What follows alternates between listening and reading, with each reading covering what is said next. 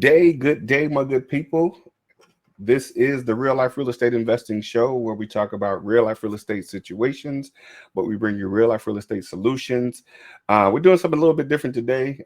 Typically, we go live on a few different platforms, but we are actually doing some testing today. So hang with us. We've got a couple different things we're going to be getting into today. Got some real good stuff that I wanted to just share with you today. And because we're going to be talking about what it's like to actually have credit and money to get started investing in real estate. Most experts tell you that it's okay to get started with no credit and no money, and that is fine. But we're going to talk about what if you had credit and money? What would you be able to accomplish? All right, folks, listen, what we're going to talk about today again is what it's like to have money and credit to get started investing in real estate. Now, most oftentimes, many of you have heard, yes, you can get started investing in real estate with no money, no credit. And this is absolutely true. However, I often have the conversation with some folks about what it would be like if you had money and credit. Now, let's talk specifics.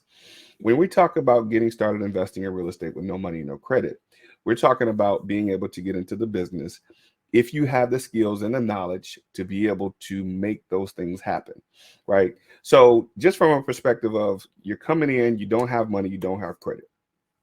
What you want to be able to do, number one, is you want to know how to locate leads to turn them into deals. And how you turn them into deals is having a conversation with the sellers, negotiating a good deal, and then putting it under contract and then selling that lead to someone else, right? That's a good way to get started. Now, there's several different ways that you can negotiate that lead to turn it into a deal. Oftentimes people look at if the numbers don't work, it's not a deal. Now, the numbers working is relative in many cases. What works for some people may not work for others, but you have to have the understanding and the knowledge, the creative knowledge of how to be a what we call a transaction engineer is what we like to call it, right? How you can make a lead that's not where the numbers aren't the greatest and turn that into a potential deal. How do you do that? For example, I'll share with you a way that you could potentially do that. And that is if the numbers don't fall in what we like to call the Mayo formula. The Mayo formula is simply a formula that we use to determine if a lead is going to be a deal.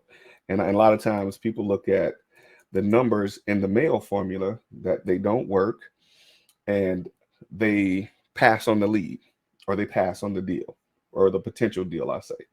So they'll look at, okay, the 70% of the after repair value number doesn't work.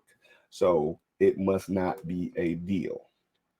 However, if you can work with the seller to negotiate terms, you can still potentially turn it into a deal. If you don't negotiate terms where they take a down payment and pay over time, some type of seller financing, or some type of JV partnership with the seller where you can still partner with them to get the lead converted to a deal for someone else to buy on terms and they get paid later. That's another way that you can potentially work out a deal with the seller if the numbers don't work initially, right? So there's several different ways that you can determine if a lead can be a deal when you're looking at working in the business with no money and no credit, right? But you got to have the skills and the knowledge of how to make all that happen. But what I want to talk about today very quickly, we're probably not going to be on too much longer, but I just wanted to pop on to share some of this information and knowledge with you on how you could potentially make money in real estate with money and credit.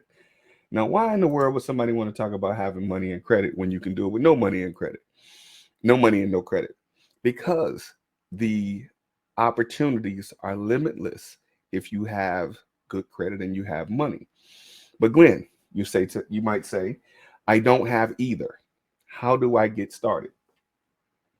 What are you going to do? Like what is it that I can do if I don't have money and I don't have good credit?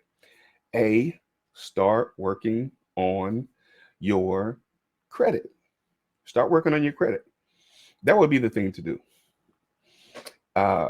Okay, I see a couple different people popping in, but I don't see. Okay, we'll see if they pop in with me. But I don't have money and I don't have credit. Start working on your credit, right? Simple scenario. Start working on your credit. And what you can do with that is, simply, there's several different credit restoration companies out there. Uh, our company offers a service as well. There are several different credit restoration companies. There's do-it-yourself kits. There's several different things that people offer to help you with getting your credit in order. Start working on your credit today. Maybe tomorrow if you want to sleep on it and think it over, but latest tomorrow. But start working on it today, right? There's several different things. There are several different laws that are in place that will help you with getting your credit in order. Now, in the meantime, while you're working on your credit, you can still work on getting started in the business, right? There's several different things that you can do to still get started in the business, as I mentioned earlier. If you don't know how to do these things, partner with someone that you can potentially work with them to bring them leads or bring them deals that they could, or bring them leads that they can turn into deals, right? For myself, for example, if you have a lead that you want to help, we need help turning into a deal, let's talk, right? So there's several different ways that you can get started with no money. But in the meantime, don't let not having money and not having credit be the do all and say all of your real estate investing business and or career. Because for the longest time, when I got started long time ago, for the longest time, I'm talking about over a decade, I did real estate with no money and no credit.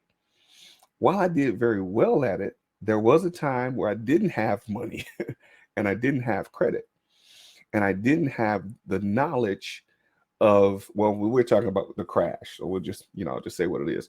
During the time of the crash in 2008, for me, the crash actually happened 2009, 2010 is when I ran out of money. I had not focused on getting my credit in order. I never even looked at my credit. It was never a factor to me because in my mind, I had been doing deals with no money and no credit for so long, it didn't matter what my credit was.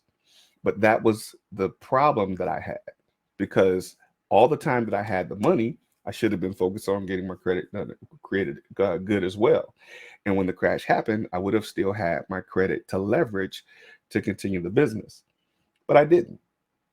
So I want to make sure that people change that mentality, right? Yes, you can get started with no money, no credit. And yes, that is fine.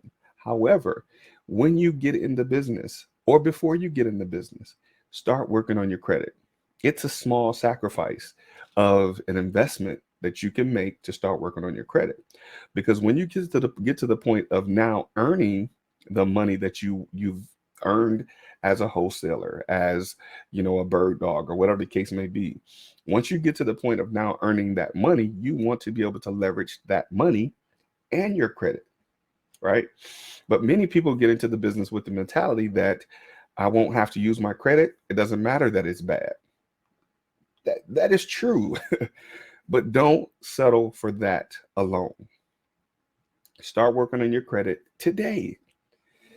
I mean, there's a minimal investment. Some companies charge $200, $300, $400, $1,000, whatever the case may be. Some people charge less for a do-it-yourself kit. Start working on these things today. It's a matter of understanding the laws and how they protect you, sending out the proper correspondence to the credit bureaus, and start getting your credit in order so that when you get into the business, who knows, whatever your credit situation may be, who knows whether it's 90 days, 120 days, 180 days, who knows what your credit could be potentially in the time if you started today. 6 months from now, you could be in a significant position to take advantage of having good credit, right? And in those situations, when your credit gets better, now you can leverage that with the money you've earned from the very beginning, as opposed to getting into the business with no money and no credit, sticking to that And getting to the business and starting the divorce with good credit. What was that? Let's see. There was a comment. 6 months from now, you can be divorced with good credit and get her back. I don't know whose comment that is. Interesting point, though. But 6 months from now, you can be in a position to take advantage of several different things if you've worked on your credit, right? So say you don't start working on your credit, and now 6 months from now, you've made $50,000. Now you can do deals if you have that kind of money. However, you're going to be limited in some ways for the types of deals that you'll be able to do, right? Most hard money lenders, if you leverage the money that you made with hard money lenders, don't require credit, right? But nowadays, those hard money lenders are requiring experience, especially if you don't meet the credit requirements, right? If you don't meet the credit requirements, then it's likely that you're going to need experience to get to the point of being able to get the loan to close the deal. There are some hard money lenders that don't look at either of those. They look specifically at the deal, right? But you want to have something in place so that you don't have to pay more money. More money meaning if your credit is not in order and you don't have the experience, your interest rate is going to likely be higher, right? So to save yourself time, money, save yourself time, you want to, or save yourself time and money, you want to go ahead and start working on your credit so that when that time comes, you're ready to get started the right way. Then you can leverage that across those several different things.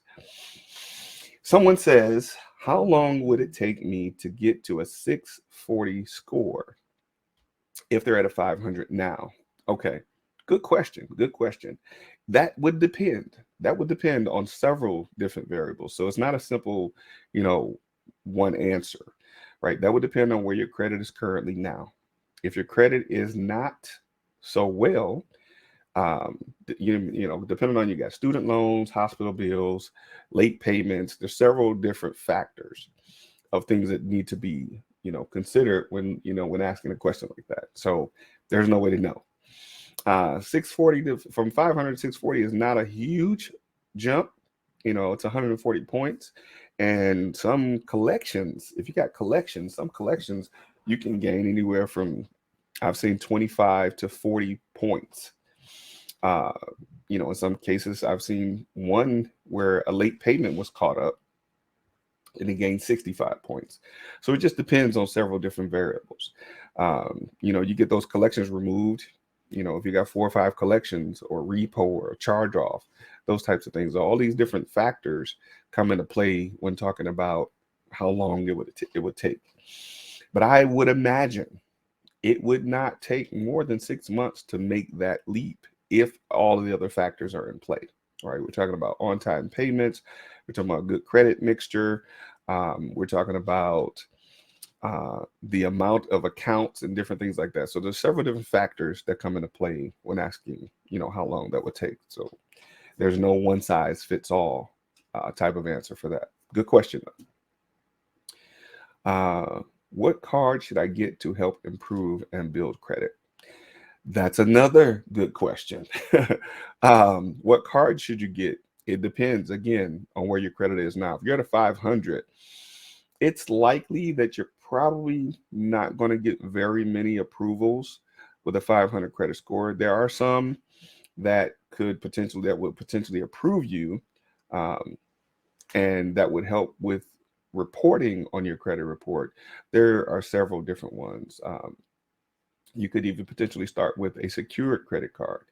And a secured credit card is simply something, a card that you put money on, you make a deposit, and it gives you whatever credit limit that you could, afford. So for example, you have $500, you put it on a Discover card or a Capital One secured card. So depending on the type of card, and then over time, if you make on-time payments, those report to your credit report, and it helps increase your score. So there's several different secured cards. And again, it depends on where you are. And I think this is the person that has the 500 credit score that's asking that question. Should I buy trade lines or just and if so, what should I pay, or should it just work on my credit? I would work on your credit first, right? There's no point in adding or paying for trade lines. I'll say it this way. There's no point in paying for trade lines if you still have bad things on your credit. Because although the trade lines will help increase your score, you still have other things that are reporting that are bad. So depending on what your long-term goal is, and of course it will potentially be to invest in real estate, I imagine, you want to have some of those things or a lot of those things removed, because if they're still reporting, it's still not going to reflect well, right? So and the profile, that's the other thing that people look at. People don't look at. People say, well, I got a 680 credit score, right? But your profile and your mixture of credit is not to the point where some people look, where, most underwriters will look at for approvals. So that would also depend on what your current situation is. But I wouldn't advise to purchase trade lines if you still have a lot of bad things reporting. Very good question. I don't know who you are, Facebook user, but if you clicked on that link, I could probably see who you are. But nevertheless, it doesn't matter. It's okay. Uh, but good questions. Good questions. If you have some other questions, go ahead and shoot those to me. But yeah, this is something that I really wanted to share with you all today about taking advantage of positioning yourself to get good credit. Getting good credit is not as much of a challenge as people believe, right? And again, this is something that my team and I could potentially help you with. Send the inbox to the group message, and somebody from my team will get back with you, even if it's just to give you the information on the next steps that you should take to get your credit in order, right? Some people look at like I said, there's several different options in terms of uh, either having someone help you or just getting the information so you can do it yourself. There's a lot of do it yourself options. And I found that once you start educating yourself on the things that you need to do to get your credit in order, it would be good for you to understand the steps that you need to continuously take to maintain having good credit. Because oftentimes, you go to people, they help you get your credit in order, and if you yourself don't learn the process of what was done to get your credit in order, you potentially could go back to making the same mistakes that you did before.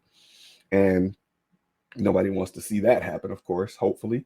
um, do you guys do free consultation? Yes, we absolutely will do a free consultation. Now, the free consultation comes with us being able to see what your credit looks like, right? So there are several, there are some things that we would need from you, and some things that we will want you to have in order for us to be able to do that consultation. So certainly send a message to us, and someone from my team will reach out to you and help you with that consultation. Uh, Thanks again for that question. And I get these types of questions often from my students. Like, I work with several different people that get started investing in real estate, and a good amount of them have come to me as a result of having the idea of getting into the business with no money and no credit. And again, I will always stand by that is possible. However, there's the however for me. For some people, they just say, get started. And that's good. Definitely get started. But what I would certainly say, even with the students that I have, I show them how to get their credit in order from the very beginning. Right. Yes, we're going to start showing you how to do wholesaling, and we can help you with doing all that. But what you would eventually like to do is graduate into what I call a real life real estate investor. And that's to the point of being able to use your money and use your credit, because using your own resources lowers the cost of you doing business. Now, I'm all for OPM. I'm all for using other people's money. And I'm quite okay with paying the expense of using other people's money, right? I'm okay with that. But I would certainly say don't always count on that to be a long-term investment strategy. Using other people's money, paying the higher interest can still result in you making a profit, right? But the goal is, in many cases, to increase that profit margin. And if you limit your liabilities, you can increase your profitability, right? If you look at, you know, increasing your credit, having the money available to do the things that you need to do, you won't necessarily have to pay the higher interest, right? Speaking of interest rates are going up. So that's something to be, mindful of. But yeah, start from where you are with what you have. Most people say, well, I don't have the 300 or 400 or 500 or $1,000 or whatever it is to invest in getting my credit repaired. It doesn't cost you anything to educate yourself. There's several different resources on how to get your credit in order. All right. And those resources are readily available. Now, I wouldn't say listen to everything, everything out there, because there are some things that are a little on the wild side that I hear. But best thing to do is start today, putting one foot in front of the other. And again, there are some do-it-yourself programs that are available that will give you step-by-step instructions on how to start working on your credit. Just to give an example, I want to make sure I give an example of what some of the benefits are. So, when the market crashed, I really don't like using the word crashed. I mean, it is what it is, but I'll say shifted. And people weren't in position to take advantage of things. Myself, for example, if my credit had been in order, even though my money began to get low, if I had decent credit, I could have leveraged it. Well, of course, if I had the knowledge then. Um, I didn't have as much knowledge then as I have now, of course. But if I had the knowledge then, I would have known how to leverage my credit to continue to be able to take advantage of the opportunities that were available. Even now, it's become very important to be mindful of my credit and, of course, funding and things like that. And being able to leverage other funding to be able to take advantage of different investment opportunities, because there's tons of funding available for people who have decent credit, right? I mean, if you have good credit, you can get, what's called signature loans, where you can actually sign your name and, get anywhere from $100,000 upwards of $200,000 or more in unsecured credit and unsecured funding. And you can use that unsecured funding, where in many cases it's 0% interest for 12 to 18 months. You can use that unsecured funding to leverage to buy real estate. Now you've used just your signature, because you have good credit, just your signature to be able to buy real estate interest free for a year or a year and a half. Somebody said that they've been saying this for years. Me and my crew in the 800 Club. That's great news. I haven't made it there yet, but I'm getting close. But yeah, I mean, those are things that you certainly want to look to do. What do you do with an 800 score? What can't you do is the question with an 800 score. There are several things. I mean, it depends on what your goals are. All right. Most of the answers you'll ask me, I'll always say in many cases it depends, because different things work for different people. So whatever your goals are, if you have an 800 credit score, you can certainly position yourself to leverage that to obtain funding. And again, in many cases, that funding is 0% interest for a year to a year and a half. You can leverage 800 credit score to obtain funding to invest in real estate, or invest in anything you want to, really. But, of course, this is a real life real estate investing show. That's a good one. What can't you do? I know people with 650 to 700 making moves, and I know people with 800 scores, and all they have is a 800 score. This is true. Unfortunately, this is true. People with 650 to 700 can still obtain funding, right? It might not be interest free, but you can still obtain funding with that type of score. And there are people with 800 scores. I know people with 800 scores that are afraid, like literally afraid, to use their credit to make money because they said, "Oh, well, I worked this hard to get my credit to this point. I don't want to mess it up." And I think that type of fear of, or well, not say, well, it's fear, but the lack of understanding of what credit is for. Uh, Most people have this fear because they base what they understand on consumer debt. Uh, yeah, somebody said that's a good one. What can't you do with an 800 score? Uh, yeah, yes, people with the highest scores are afraid to make moves because they feel that they've worked so hard to get to the point of being able to get to the 800 score or 700 score, whatever the case may be.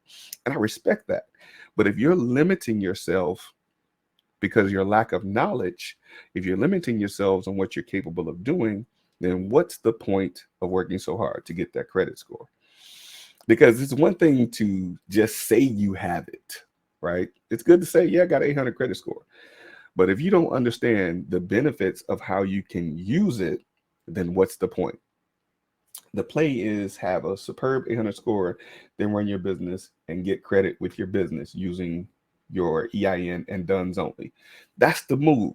That's certainly the move. Because if you understand it, once you get your 800 credit score, you can certainly leverage that with business credit. It's not always putting things on your personal credit. You get it to a 780 or 720 and above, you can leverage that with business credit, right? Business credit and personal credit are two separate entities. Of course, hopefully most of you will know that. Um, so you get to the point of having a 720 or above, you don't necessarily have to put anything on your personal credit. You can leverage it to create business credit. And that business credit is what you can use to leverage to invest in your business, buying real estate or whatever it is you choose to do. So these are the moves that people should be taking, and understanding the difference between consumer debt and business debt, right?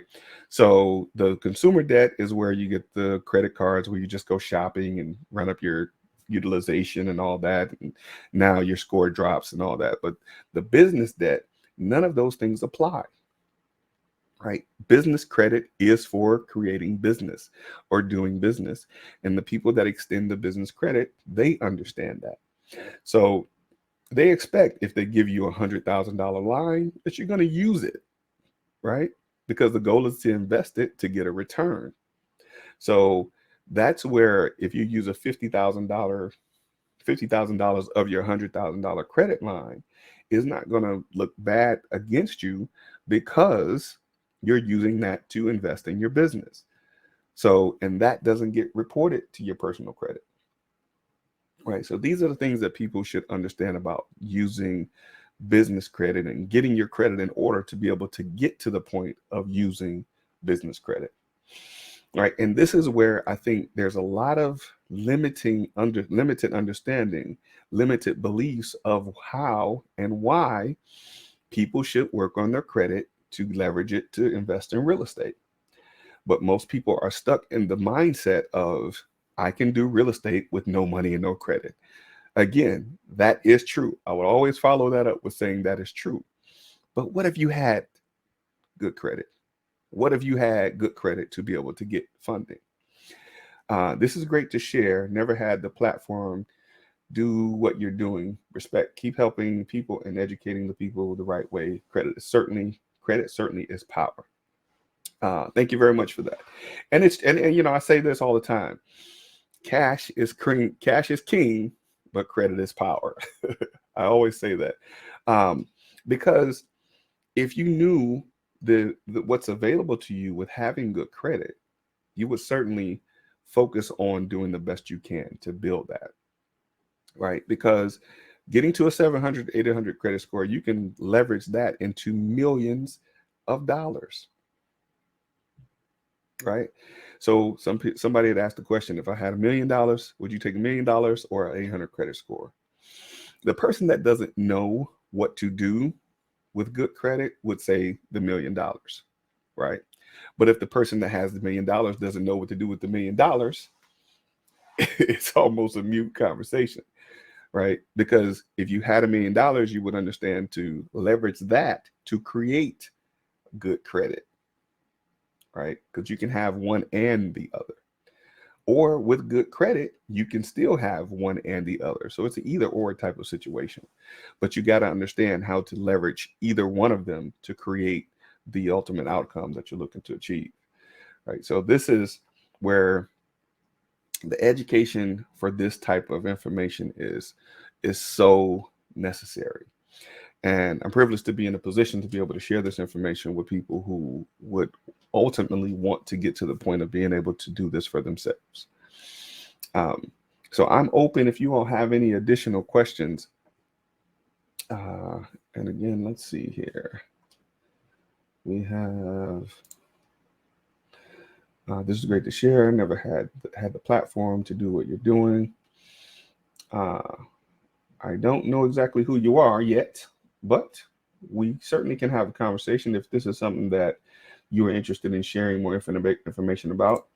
I'd love to have you come on and share my platform with me, because that's why I do this. I do this to share information so that people can understand what their options are. Because while there's tons and tons of information out there, many people don't understand the benefits of how to leverage that information, or don't understand what information to listen to, because there are so many different people, we'll say, peddling so many different things.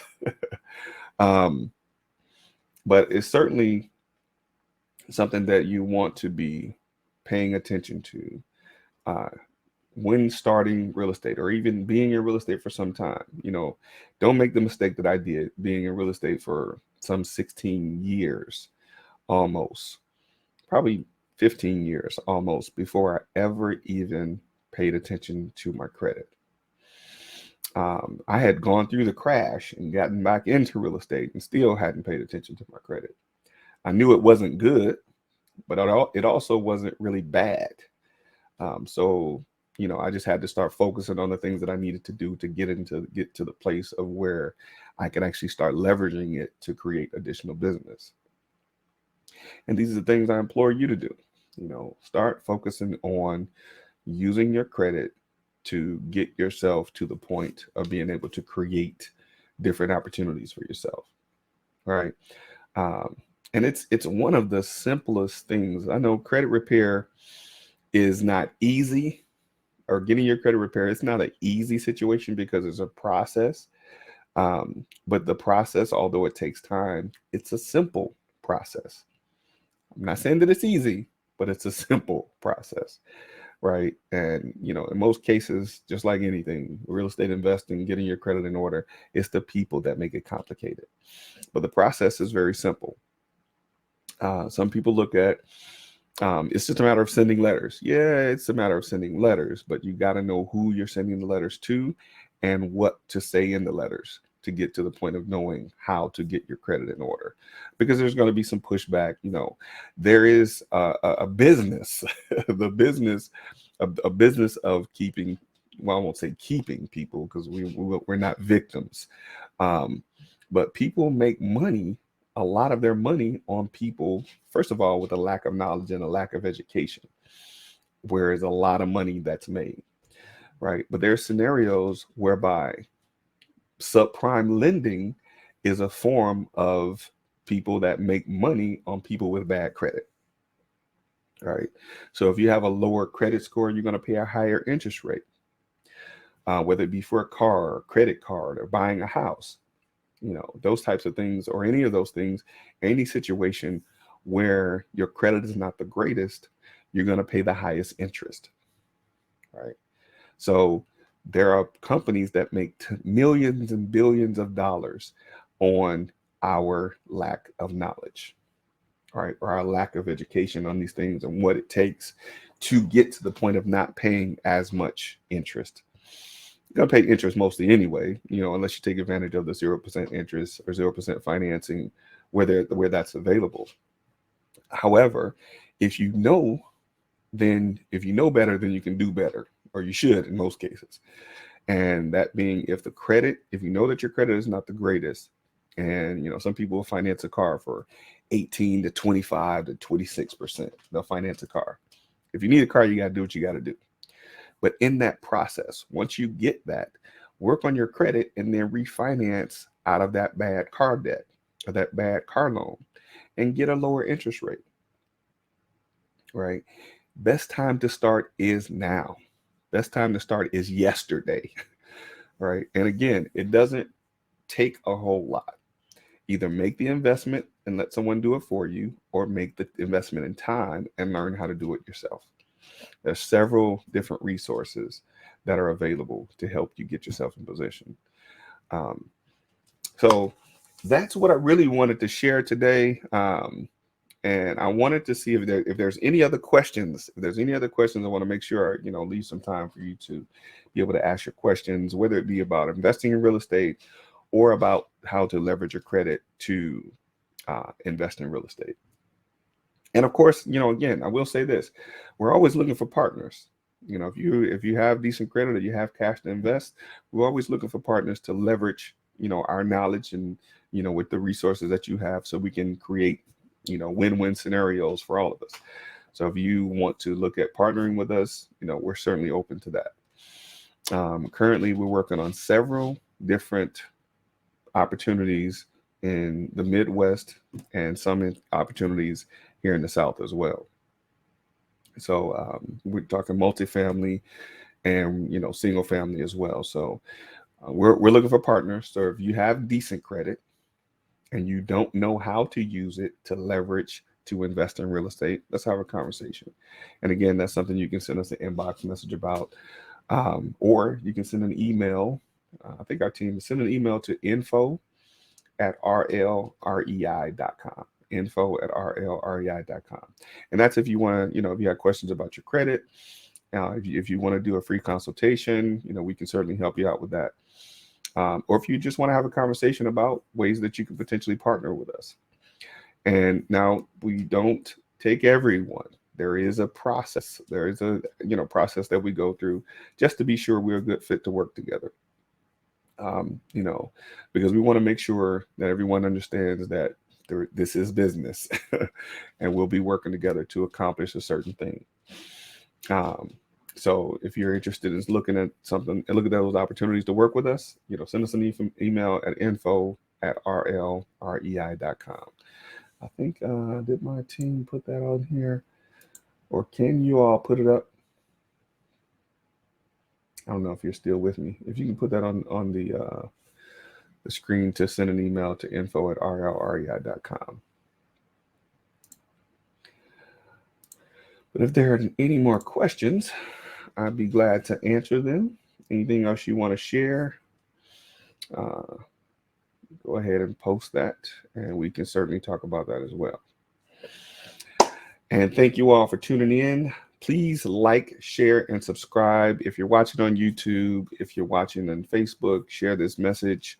Go ahead and tell some other folks about it.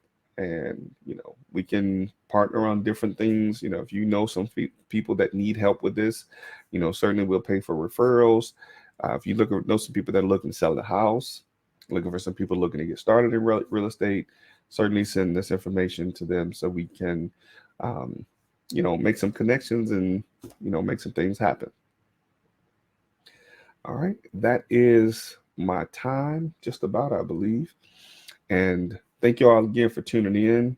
This has been the Real Life Real Estate Investing Show, where we talk about real life real estate situations, but we bring you real life real estate solutions. And thank you for tuning in. Oh, be sure to be on the lookout for the event that we're hosting in Inkster, Michigan.